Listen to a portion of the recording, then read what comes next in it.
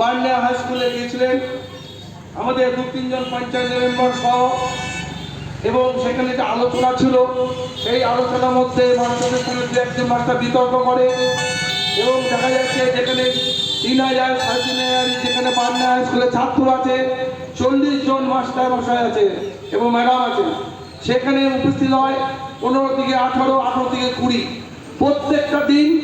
বার্নিয়া high স্কুলে যারা 1.5 লক্ষ টাকা মাইনে পায় তারা মাসে 15 দিন থেকে 18 দিন ডিউটি করে, বাকি 12 দিন আউট। এবং আপনারা জানেন প্রত্যেকটা মাসে একটা করে রবিবার হয়, ছুটি পায়।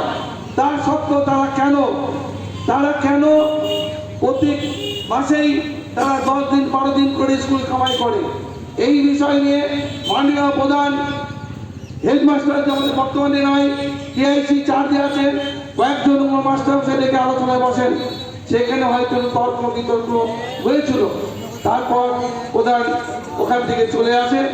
তারপর আমরা আবার দেখতে পাই আগামী গত সোমবার বার্নিয়া হাই স্কুলের সামনে আইএসের একটা চক্রান্ত দল, সেখানে কিছু আমাদের সিপিএম এর লোক, তারা বার্নিয়া হাই স্কুলের গেট তালা ভেঙে তারা লাঠি সোটা নিয়ে স্কুল চলাকালীন সময় কিছু ছাত্রছাত্রীদের দাঁড়িয়ে নিয়ে আসে, এবং ওরা হতাশ হয়ে যায়।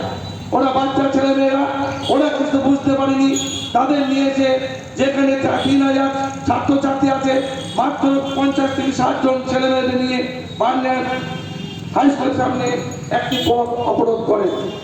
এই ধরনের আচরণ করেন এবং মাননীয় তরুণ ঘোষের বিরুদ্ধে অনেক অপপ্রচার করা হয়। আমরা এই বিষয়ে প্রতিবাদ করতে চাই।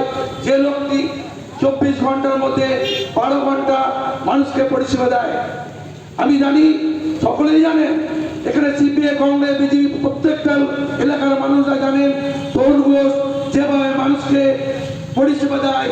অঞ্চলে গেলে কোনো মানুষকে সার্টিফিকেট দিতে ঘোরায় না। ও পার্টি অফিসে সকাল 7টার বসে এবং 11-10টার মধ্যে অফিসে থাকে। কত ছেলেমেয়েরা আসে, কত মানুষ আসে, বিভিন্ন সমস্যা নিয়ে বসে বসে সই করে দেয়।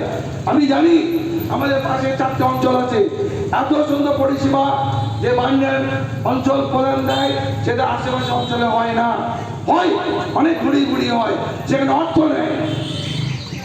নেয় প্রধান না, আমরা জানি।